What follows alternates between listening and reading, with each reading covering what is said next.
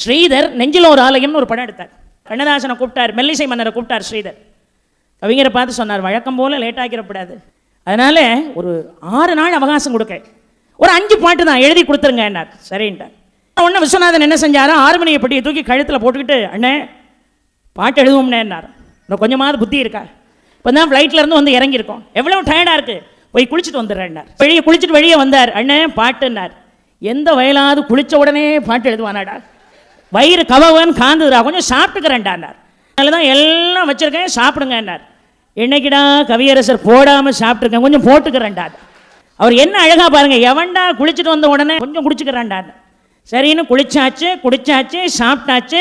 விஸ்வநாதன் கண்ணதாசன் பாட்டுன்னார். நல்லா குளிச்சுட்டு, நல்லா குடிச்சிட்டு, நல்லா சாப்பிட்டுட்டு உடனே பாட்டு எழுதுவானாடா, கொஞ்சம் ஜரிஞ்சுக்கிறேன்னார். இப்படியே 5 நாள் போயிட்டு 5ஆவது நாள் ஸ்ரீதர் சென்னையிலேருந்து ஃபோன் பண்ணுறாரு. இவர் ஃபோன் எடுக்க மாட்டேங்கார்.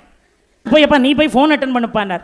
அவர் ஃபோன் எடுத்துக்கிட்டு, அண்ணா என்னன்னார், 6 பாட்டும் ரெடியானார். 5 எழுதியாச்சுன்னு 1 தான் இருக்குன்னார். அவரை பாருங்க போய் ஃபோனில் இப்படி சொல்லிட்டோமே, 6 பாட்டுக்கு 5 எழுதிட்டோம், 1 தான் எழுதணும்னு, இன்னும் 1 கூட எழுதலையேன்னு கண்ணதாசன் நேராக போய், கவிஞரே இன்னைக்காவது பாட்டு எழுதுவோமா அப்படின்னார்.